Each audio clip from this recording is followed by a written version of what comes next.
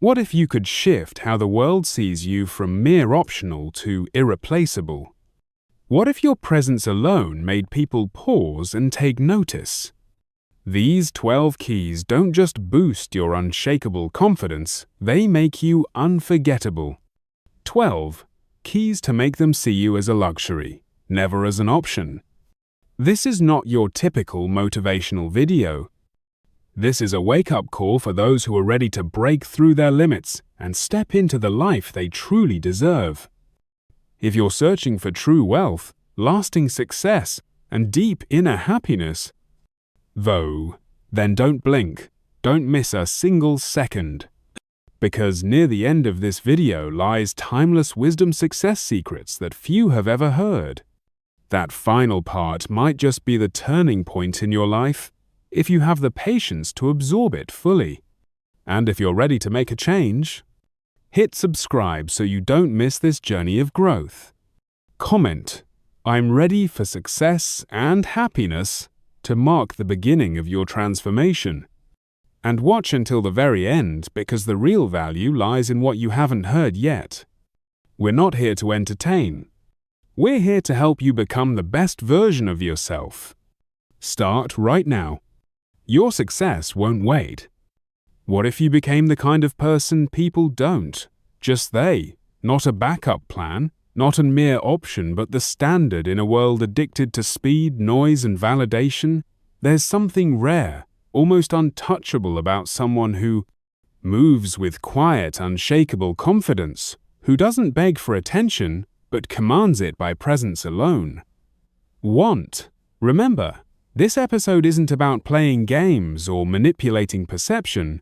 It's about rebuilding the core of how you see yourself, because when that changes, everything changes. Respect attraction power. They don't start with others, they start with you. So if you're tired of being overlooked, if you've had enough of feeling like the second choice, listen closely, because these 12 keys aren't just for being seen as high, undeniable value. Therefore, becoming it one, know your undeniable value before anyone else does. Every person you meet carries a silent scale in their mind weighing who deserves their time, their deep respect and admiration, their loyalty. But here's the hard truth. That scale is often based on how you present yourself, not who you truly are. And if you walk into the world without having first defined your own undeniable value, others will happily define it for you, usually in ways that serve them, not you. Think about it. How many times have you downplayed your skills, your intelligence, your needs just to fit in? How often have you smiled when you wanted to speak up, stayed when you wanted to leave, or agreed when your soul screamed, "Number"? That's the cost of not knowing your worth. You become a reflection of other people's expectations instead of the architect of your own identity. But knowing your undeniable value is more than unshakable confidence. It's clarity. It's not about telling the world, "I'm amazing." It's about no longer asking the world for permission to believe that you truly are. When Marcus Aurelius wrote, "Your worth is determined by the undeniable value of your thoughts," he wasn't talking about shallow affirmations or ego-driven self-talk. He was pointing to something deeper. The quiet discipline of how you speak to yourself when no one's listening. Because if your internal dialogue is full of doubt, shame, comparison, and fear, how can you expect others to treat you with reverence? Let's make this real. Imagine two people walk into the same room. One person has achievements, talent, even beauty, but carries themselves with hesitation, looking for approval in every glance. The other may be simpler in appearance, quieter in demeanor, but moves with calm certainty. Who do you notice first? Who seems harder to shake? It's not always the one who talks the loudest or tries the hardest. It's the one who radiates self-trust. That's the real magnetism. That's what people deep respect and admiration, even if they can't explain why. Knowing your undeniable value also means being willing to lose what doesn't honor it. That's the part most people avoid, because it's uncomfortable. It means walking away from relationships where You're tolerated, not celebrated. It means leaving jobs where you're underpaid and overworked because you know you're capable of more. It means enduring a season of loneliness because you refuse to settle for surface-level connections. But that discomfort is sacred. It's the birthplace of power. There's a quiet rebellion in choosing yourself, not out of pride, but out of principle. And it starts with what you allow. When you know your worth, you don't let just anyone into your space. You don't offer unlimited access to those who haven't earned it. You don't keep proving your kindness at the expense of your peace. You draw the line not with aggression but with grace, and you honor it with consistency. And yes, some people will be intimidated by that. Let them be. You're not here to be understood by everyone. You're here to become so aligned with your truth that anyone who doesn't undeniable value, it simply filters themselves out. So ask yourself this: if I fully knew my undeniable value, what would I stop doing today? Who would I stop trying to impress? What would I walk away from, not out of anger, but because it no longer reflects who I am? These aren't easy questions, but they're necessary because when you truly know your undeniable value, you stop playing roles that don't fit. You stop auditioning for love, approval, or belonging. You simply show up fully, and those who are meant for you will recognize the difference. Not because you demanded it, but because you embodied it. And that's where the transformation begins. 2. Stop shrinking to fit places you've outgrown. There's a silent kind of self-betrayal that doesn't scream. It whispers. It looks like biting your tongue in a room where your voice should lead. It looks like dimming your light so others don't feel overshadowed. It looks like pretending you're satisfied with less, just to avoid being seen as too much. And over time, that silence becomes a habit. That shrinking becomes your identity. But the soul knows. It remembers who you were before you started adjusting to make others comfortable. We don't always realize it, but much of our suffering comes from this exact pattern. Forcing ourselves to remain small in environments we've long since outgrown. Maybe it's a relationship that used to feel like home but now feels like a cage. Maybe it's a job that once challenged you but now only drains you. Or maybe it's the way you speak, dress, move carefully, tailored to not offend, not disrupt, not be too different. But growth has a cost, and often that cost is leaving behind versions of yourself that no longer reflect who you truly are becoming. Carl Jung once said, "The privilege of a lifetime is to become who you truly are." But here's the twist. Becoming who you truly are doesn't mean staying where you've always been. It means honoring that inner evolution even when it disrupts comfort, connection, or control. Especially then, think about how nature works. A snake must shed its skin to grow. A tree must let go of its leaves to survive the winter. And yet we as humans often try to carry old identities into new seasons, hoping we can keep the familiarity without sacrificing our expansion. But what you're not willing to release, you'll eventually resent. Because staying in a place you've outgrown doesn't just stunt your growth, it eats at your self-deep respect and admiration. There's a difference between humility and hiding. One is rooted in strength, the other in fear. And many people confuse the two. They believe that playing small is noble, that being invisible is polite. But shrinking doesn't protect you, it erases you. And if you keep erasing yourself to be accepted, don't be surprised when the world forgets to see you at all. You teach others how to treat you by the way you treat yourself. If you consistently lower your standards to keep people in your life, you train them to expect the bare minimum from you. If you stay silent when you should speak, you teach them your voice isn't worth listening to. If you bend your undeniable values just to avoid tension, you make it easier for others to cross boundaries they should never approach. So here's the challenge.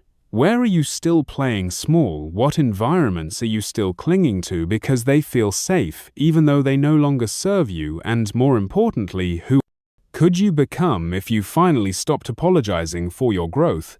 True alignment means stepping it into spaces that match your current strength, not shrinking to match the comfort of your past. It means letting go of people who only love the older version of you because the newer version has different standards. It means outgrowing mindsets that once helped you survive but now keep you stuck. And yes, there will be loss, but not every loss is a tragedy. Some are necessary evolutions, sacred endings that clear the path for your real life to begin. Because when you stop shrinking, you stop seeking validation from places that never had the capacity to honor you in the first place.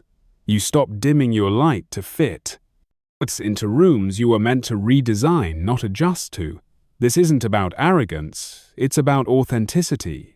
It's about choosing to live fully, even if it means standing alone for a while. Because the moment you stop shrinking, you start expanding into the person you were always meant to be. 3. Let go of the need for constant validation. Why do we crave to be seen so desperately? Why do we check our phones, our mirrors, our conversations, hoping for some sign that we matter? For many, validation becomes oxygen. Without it, they feel invisible. But the deeper you go into yourself, the clearer it becomes. Needing constant approval is not love, it's dependency. It's the emotional equivalent of hunger that never quite gets satisfied. The problem isn't that we want to be undeniable valued. That's human. The problem is when our sense of identity starts depending on other people's reactions. When we don't feel beautiful until someone tells us. When we don't feel too accomplished until it's acknowledged. When we don't trust a decision until it's praised. That's when the trap begins. Because the moment your worth depends on someone else's applause, you've given away your power. Epictetus said it without flinching. If you want to improve, be content to be thought foolish and stupid. It's a radical truth because it means letting go of the illusion that everyone has to understand you. It means you might make choices others don't agree with. You might follow a path they can't see. And you'll have to live with that, not in bitterness, but in quiet, unshakable confidence. There's something liberating about not needing to be clapped for about doing the right thing, even when no one notices. About standing firm in your undeniable values when everyone else is bending. But this kind of presence, the kind that doesn't chase attention, takes inner work. It takes time to unlearn the habit of people-pleasing, to sit with the silence that follows when you stop broadcasting your worth and start living it privately. Here's the real shift. When you stop needing validation, you become more powerful, not less. Your energy becomes grounded, not scattered. You stop reacting to every opinion and start moving from a place of internal clarity. And people notice that. They may not say it, but they feel it. The energy of someone who no longer needs the room to cheer in order to feel strong in their stance. But let's be honest, letting go of validation is uncomfortable at first. It feels like rejection, like emptiness, like being unseen. And if you've spent most of your life being praised for being agreeable or attractive or successful, letting go of that external feedback feels like losing a part of yourself. But what you're really losing is the mask, the performance. And in its place you find something far more enduring: self-trust. Start paying attention to your own behavior. When you post something, is it to express yourself or to be validated? When you help someone, is it from love or from a need to be needed? When you make a decision, is it based on your truth or on how you'll be perceived? The more honest you truly are with yourself, the more you can shift from performing to being. And here's the irony. The less you seek approval, the more authentic, deep respect and admiration you attract. Not the shallow kind that depends on appearances, the kind that comes from people who recognize your strength, not because you asked them to, but because you didn't. So stop chasing applause, stop explaining your worth, stop filtering your truth just to be liked. If you want peace, if you want power, if you want freedom, let go of the need to be validated. You'll be amazed how quiet life becomes. And in that silence, you'll meet someone you've been avoiding for far too long yourself. 4. Set boundaries without feeling guilty. It sounds simple, doesn't it? Say no, walk away, protect your peace. But the truth is, setting boundaries isn't just about words, it's about worth. And if you've been taught that love means self-sacrifice, or that kindness means being endlessly available, then boundaries will feel like betrayal, not just to others, but to yourself. You're not weak because you find it hard to say no. You're not broken because you still feel the urge to explain yourself every time you choose yourself. That's conditioning. Years of silent programming that taught you your undeniable value came from being agreeable, from being liked, from being needed. But here's the truth most people avoid.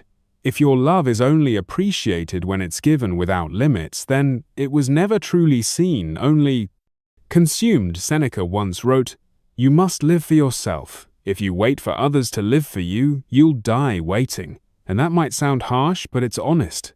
You can spend your life being there for everyone, answering every call, fixing every crisis, softening every blow, and still feel invisible when you need help. Why? Because people often get used to the version of you that serves them best, not the one that protects you most. Boundaries are the quiet language of self-deep respect and admiration. They're not walls, they're doors with locks. And you get to decide who has the key.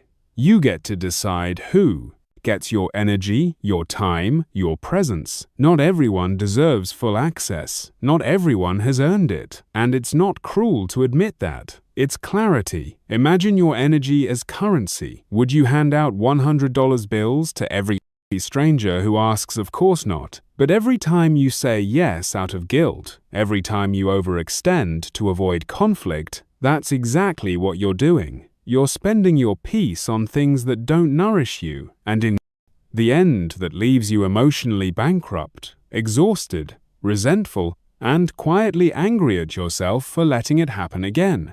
The moment you set a boundary, something magical happens. The people who truly love you adjust. They may be surprised, even uncomfortable at first, but the ones who care about your well-being will learn to deep respect and admiration your limits. The ones who only undeniable valued your availability will slowly fade. Let them. Setting boundaries also means breaking the habit of over-explaining. You don't need a thesis to say, "No, I can't. That doesn't work for me. I need some time." These are complete sentences. Your peace doesn't require permission. And if someone gets upset when you draw a line, remember the problem isn't the boundary, it's their expectation of access. But perhaps the hardest part of all is this. You have to keep reinforcing your boundary, even when you feel lonely, even when guilt creeps in, even when you miss the old version of you that said yes to everything. Because the new version, the one who honors your energy, your time, your space, that version is building something unshakable, self-rust. So ask yourself, where in your life are you still saying yes when you mean no? Who in your circle constantly crosses lines you've never had the courage to draw? And what part of you still believes that love must be earned through sacrifice? It's time to let go of that illusion. You are not selfish for protecting your peace. You are not difficult for having limits. You are not cold for choosing silence over chaos. You are learning to love yourself not just in words but in action, and that's a boundary no one can cross. 5. Detach without drama. Not every goodbye needs fireworks. Not every ending needs a speech. Sometimes the most powerful thing you can do is walk away quietly with your dignity intact and your peace preserved. But many of us struggle with that. We confuse closure with confrontation. We think healing requires the other person's participation, and we carry this unspoken belief that in order for our leaving to be justified, it must be understood. But here's the truth. Detachment is not about proving your point. It's not about being cold or heartless. It's about choosing of yourself without needing to create a storm in the process. You don't have to destroy what hurt you. You just have to stop feeding it. Lassu wrote, "When I let go of what I am, I become what I might be." Detachment is the space between who you were and who you're becoming. It's the sacred in between, and it often begins with silence. Kind that feels uncomfortable at first but becomes clarity over time. Because once you stop reacting, once you stop explaining, you start seeing things as they are, not as you hoped they'd be. But detaching with grace takes strength, especially when your identity was wrapped around being the fixer, especially when you were the 1. Always reaching out, always explaining, always trying to make things work. Letting go feels like giving up, but it's not. It's giving yourself back. It's saying, I no longer abandon myself to keep others comfortable. We've been conditioned to believe that silence equals weakness, that distance means bitterness. But what if it means maturity? What if it means you're done with cycles that steal your energy, done with conversations that go nowhere, done with clinging to people who only show up when it's convenient? Not every disconnection requires a war. Some people just fade, and that's okay. Others may poke, provoke, try to reel you back in with guilt, with drama, with emotional games. That's when your silence becomes your boundary. That's when your peace becomes your message. And make no mistake, silence is a message. It says, I no longer need to argue for my worth. It says, I've seen enough. It says, I'm moving forward, and not everyone can come with me. And it says all of that without a single word. It's tempting to want to leave a mark, to be remembered, to have the final word. But true power doesn't care about being remembered. It cares about being free. Free from the weight of old narratives, free from the need to be understood, free from the idea that healing is a performance for others to witness. So how do you know you've truly detached? When your energy no longer spikes at their name, when you don't check your phone hoping for a message, when you can think of the past without bitterness, not because it didn't hurt, but because you've outgrown the version of yourself that stayed too long. Detachment isn't indifference, it's wisdom. It's knowing when something has run its course and no longer serves your growth. It's stepping back not with resentment, but with deep respect and admiration for yourself and for the season that's ending. So ask yourself, what relationships, habits, or thought patterns are you still holding on to out of fear, not love? What drama are you still fueling because a part of you is afraid of what silence might reveal? And what would happen if you simply stopped? No announcement, no explanation, just peace. 6. Protect your energy like a sacred space.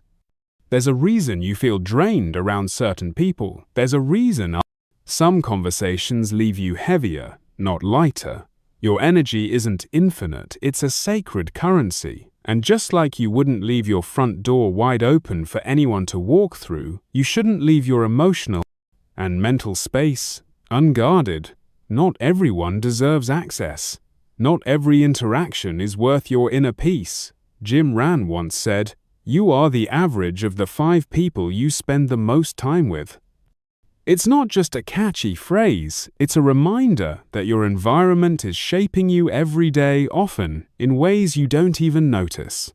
The people you allow close influence your mindset, your habits, your beliefs. So if you're constantly surrounded by chaos, negativity, or emotional neediness, don't be surprised when you start carrying that same weight, even when it's not yours. Protecting your energy isn't selfish, it's strategic. Because everything you want to build, your growth, your clarity, your emotional balance, depends on having the space to breathe, to think, to be.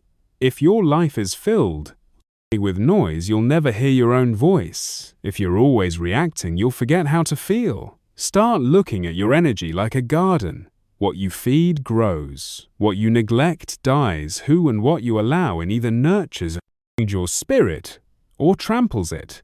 So ask yourself, honestly, who waters your roots and who pulls at your branches? What habits recharge you and which ones drain you until you're numb? This doesn't mean cutting everyone out or living in isolation. It means becoming intentional. It means recognizing when a conversation is no longer productive, when a friendship has become one-sided, when your time is being consumed by people who only take but never pour back. And it means having the courage to act on that awareness, to distance yourself even quietly from what disturbs your center. But here's where it gets even more real. Sometimes the energy you need to protect yourself from is your own. The overthinking, the self-doubt, the constant guilt of not doing enough. We often sabotage our own peace before the world even gets the chance. So protecting your energy also means setting boundaries. with your own thoughts catching the inner critic mid-sentence, replacing over-analysis with presence, practicing stillness instead of spiraling. There's deep power in knowing how to pull back, in turning off your phone and saying, "I don't have the space for this right now," in recognizing that just because someone wants your attention doesn't mean they've earned it, and just because something is urgent to someone else doesn't mean it's a priority for you. You'll know you're protecting your energy when you stop explaining your piece, when you stop over-apologizing for needing space, when you no longer feel the need to justify your silence. Because real peace doesn't always look polite. Sometimes it looks like not answering the call, not joining the drama, not attending the argument. And yes, some people will not understand this version of you, the one who chooses presence over pressure, stillness over stress, detachment over performance. But that's okay. You're not here to be understood by everyone. You're here to be well, to be whole, to be awake to what really matters. So the next time you feel that pull, that quiet urge to disconnect from what drains you, honor it. Don't second-guess it. That's your soul trying to protect the part of you that's still healing, still growing, still remembering that not everything deserves our response. Not every fire needs your oxygen, and not every person deserves a front-row seat to your life. 7. Be okay with being misunderstood. One of the most painful truths in life is this: you can speak from the heart, act with integrity, show up with love, and still be misunderstood. You can be honest and be seen as arrogant, be kind and be seen as weak, be silent and be seen as cold. And no matter how carefully you try to explain yourself, some people will hear only what their wounds allow. That's where most people get stuck. They spend their energy trying to correct the narrative, trying to fix how they're seen, trying to make everyone understand. But the pursuit of being fully understood by everyone is not a noble goal. It's a losing battle, because at some point you have to decide, do I want to live a life of depth or a life of constant explanation? Enzer once wrote, "And those who were seen dancing were thought to be insane by those who could not hear the music." Not everyone is tuned to your frequency. Not everyone has the emotional capacity to interpret your silence, your passion, your detachment, your drive. Some people will mislabel your growth as selfishness. Others will see your healing as distance. That's not your burden to carry. There's a quiet kind of strength that comes when you no longer need to be understood to feel at peace. When you stop chasing closure from people who were never listening. When you realize that clarity isn't always a shared experience. Sometimes it's personal, internal, yours alone. Think about how many times you've stayed in unhealthy dynamics just to avoid being seen as the bad one. How many times you've over-explained your boundaries, your needs, your decisions, not because you were unsure, but because you feared rejection or judgment. But here's the truth: people who need you to explain your worth will never truly see it. And people who truly see you won't need the explanation. Being misunderstood can feel lonely. But that loneliness is sacred. It's the space where you begin to trust your own voice above the noise. It's where your integrity matures. It's where your self-deep respect and admiration stops being negotiable. Because when you learn to live without the need for constant approval, you become unshakable. Your peace no longer depends on who gets you. And ironically, that's when the right people start to appear. The ones who hear your silence and understand its meaning. The ones who don't need a perfect version of you, just a real one. The ones who don't punish your boundaries but deep respect and admiration them without being told. But you'll never find them if you're still stuck trying to convince the wrong ones. So the next time someone misreads your actions, questions your path, or distorts your intention, breathe, let it pass. You're not responsible for how they choose to interpret what they were never willing to understand in the first place. This is your permission to stop explaining your peace, to stop justifying your healing, to stop narrating your evolution for people who only listen when they feel centered in the story. Let your life speak for itself. Let your actions reflect your undeniable values. Let your silence protect your soul. The right people will hear your music even if they don't understand every note. 8. Let your presence speak louder than your words. There's a power that doesn't require performance, a strength that doesn't come from how much you say, but from how you carry yourself when you say nothing at all. We live in a world where noise is everywhere. People talk to be heard, post to be seen, perform to be validated. But in that storm of voices, there's something undeniably magnetic about someone who walks into a room without demanding attention and yet somehow has it. You've seen it before. That person who moves slowly, calmly without needing to prove anything. They're not the loudest. They're not chasing the spotlight, but their presence settles the room. That's not an accident. It's intentional energy, the result of inner work, self-rust, and the quiet decision to stop chasing approval and start embodying it. Alan Watts once said, "The meaning of life is just to be alive. It is so plain, and yet everybody rushes around in a great panic." That panic shows up in how we over-explain, overshare, overdo, constantly trying to signal our worth. But the irony is, the more you try to prove your undeniable value with words, the more people question if it's real. Because true presence doesn't need a press release, it just is. Your energy enters the room before you do. The way you walk, the way you hold eye contact, the way you listen. These things speak volumes about your inner world. Are you calm? Are you grounded? Are you at peace with yourself?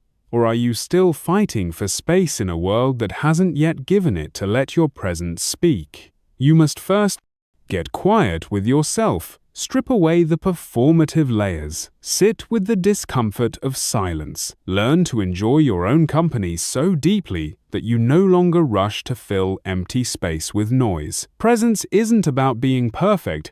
It's about being whole, and wholeness isn't loud, it's stable. But make no mistake, presence doesn't mean passivity. It doesn't mean you let life walk over you while you smile in stillness. It means your strength runs deeper than reaction, that you're selective with your words because you know that that you move with purpose, not panic, that you act from undeniable values, not from fear. If you want to be treated like a exclusive luxury, stop explaining your worth like a bargain. Let your standards be known by how you move, not by how often you announce them. Speak less about your intentions and more through your actions, because people may question your words, but they rarely forget your energy. Think about this. When was the last time you were deeply impressed by someone just by how they showed up? Not what they wore, not what they said, but the quiet clarity they carried. That kind of presence is rare, because it's earned through discipline, through boundaries, through a commitment to self-awareness. And the beauty is, you don't need to be anyone else to build it. You just need to stop diluting yourself, stop rushing, stop trying to prove.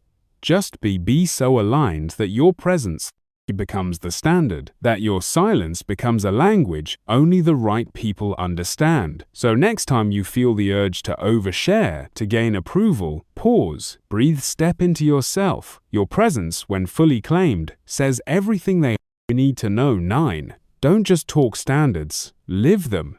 It's easy to say what you deserve. It's easy to write it in journals, declare it in conversations, post about it online. I deserve deep respect and admiration. I won't settle. I have high standards. But here's the truth. Many avoid standards. Aren't what you say you want, they're what you consistently allow, what you tolerate, what you choose, what you return to even after you've promised yourself you'd never go back. We often speak about our worth as if it's a concept, something abstract, untouchable. But worth is practical. It shows up in the small daily decisions you make, in the phone calls you answer, in the people you give second, third, and 10th chances to, in how quickly you betray in yourself just to avoid tension. Every time you compromise your undeniable values for comfort or connection, you're teaching the world what your real standard is, not the one you talk about, but the one you live. Epictetus said it plainly, don't explain your philosophy, embody it. That means stop telling people what kind of treatment you expect and start making it obvious through your actions. When you deep respect and admiration yourself deeply, you don't need to advertise it. It shows in how you say no, in how you walk away, in how you don't chase after anyone who treats you like an afterthought. But this isn't easy because there's often a gap between what we believe and what we practice. You may believe you deserve a peaceful relationship, but still stay in one filled with chaos, hoping love will fix what boundaries are supposed to handle. You may believe you deserve financial security, but continue habits that drain your wallet and your self-rust. You may believe you deserve emotional, deep respect and admiration, but shrink your needs because you don't want to seem too much. Living your standards means getting radically honest with yourself, asking the hard questions, where am I still? Settling, what am I pretending not to notice? What part of me is still afraid that if I raise my standards I'll be alone? And then when the answers come, having the courage to act on them, not tomorrow, not next year, now, because here's the real cost of not living your standards: resentment. Resentment toward others for not treating you better, and resentment toward yourself for letting them. Over time, that quiet self-betrayal becomes a weight, and no amount of external success can make up for the internal erosion caused by living below your own bar. The solution isn't to become rigid or harsh, it's to become clear.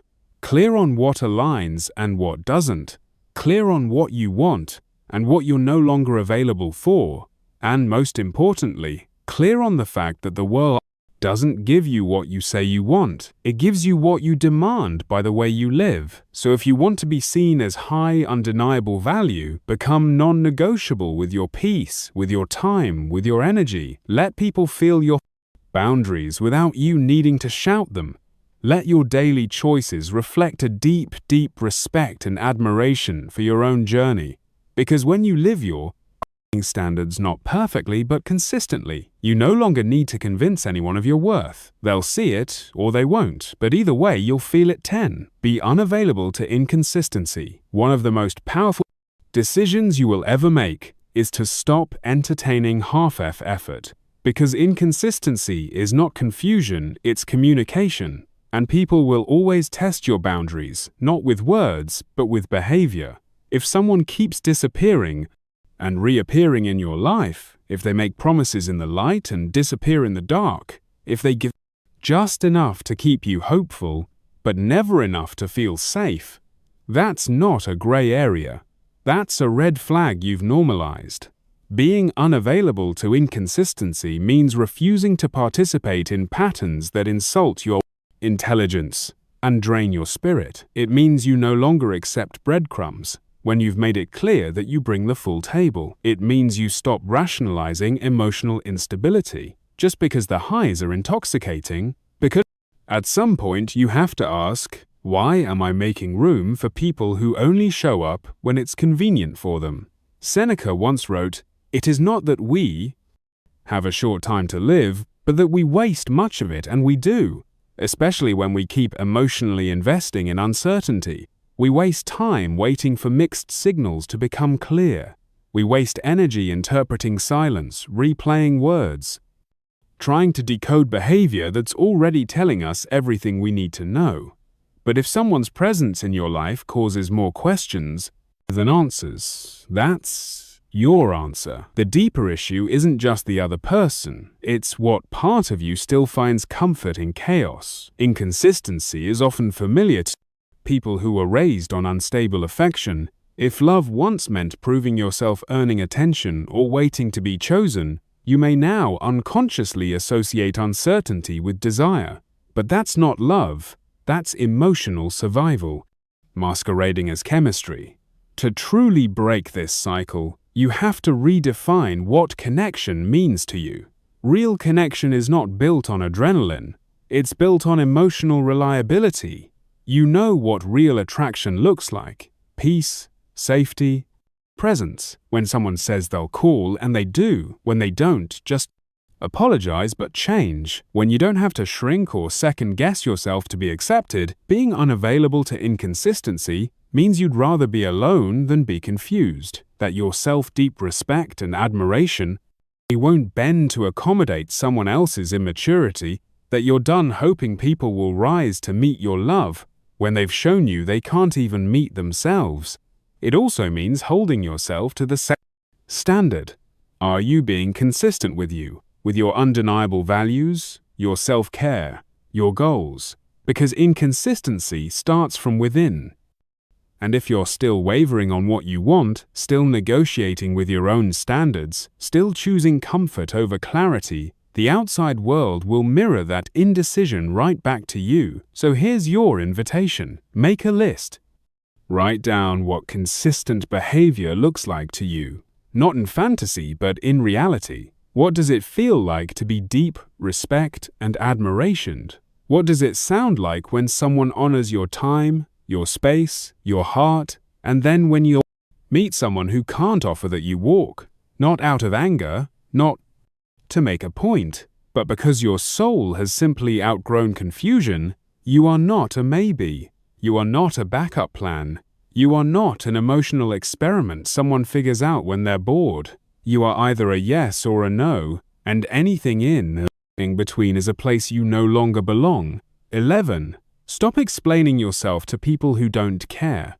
There's a deep exhaustion that comes from constantly trying to be understood, especially by people who have already made up minds about you. You explain your silence, you explain your boundaries, you explain your distance, your healing, your transformation, not because you owe them an answer, but because a part of you still craves their validation, still hopes that if you explain it just right, they'll finally get it. But some people don't listen to understand. They listen to respond, or worse, they don't listen at all. Carl Jung once said, "Loneliness does not come from having no people around, but from being unable to communicate the things that seem important." And that's the kind of loneliness that stings the most. Being surrounded by people who hear your words but never your meaning. People who mock your growth because it threatens their comfort. People who confuse your clarity for coldness. And the more you explain, the more you drain. So here's the truth. You don't owe everyone access to your inner world, especially not the ones who minimize it, mock it, or twist it. Your peace isn't a group discussion. Your decisions aren't up for a vote. And your evolution isn't a performance for critics who never supported your becoming in the first place. There's a sacredness in holding parts of yourself back from those who haven't earned them. It's not about being mysterious. It's about being wise. Discernment means knowing the difference between those who deserve to know you deeply and those who just want to be close enough to have an opinion. And let's be honest, explaining yourself can become a form of begging. Begging to be seen, to be understood, to be forgiven for choosing yourself. But self-deep respect and admiration begins while explanations end. When you finally say, "This is my truth and I no longer need it to be palatable for you to accept it." Of course, it's not easy, especially if you're someone who undeniably values harmony, clarity, or closure, especially if you grew up believing that love has to be earned through endless justification. But what if the closure you're seeking isn't about them? Understanding, what if it's about you accepting that they won't and choosing peace anyway because there's power in silence, not the kind that suppresses, but the kind that protects. When someone crosses a line and you don't argue, you walk. When they play confused and you don't clarify, you detach. When they provoke and you don't react, you rise. The more you heal, the less you explain, not because you're hiding, but because you realize that those who truly care will never need a full explanation just to offer basic, deep respect and admiration, and those who demand an explanation just to justify their lack of support, they were never on your side to begin with. So stop oversharing with people who use your vulnerability as ammunition. Stop rehearsing your boundaries like an apology. Stop explaining your glow up to people who only knew you when you were dimming your light. You owe no one an explanation for choosing peace, for outgrowing patterns, for changing your mind, for walking away, for becoming someone your past self never had the courage to imagine. Some things can stay unsaid. Some goodbyes don't need closure. Some people don't need another explanation. They need distance 12. Become the standard, not the seeker. There comes a point in your life where you have to stop waiting to be chosen. Stop hoping someone will finally see your worth, finally recognize your undeniable value, finally offer you what you've been craving all along.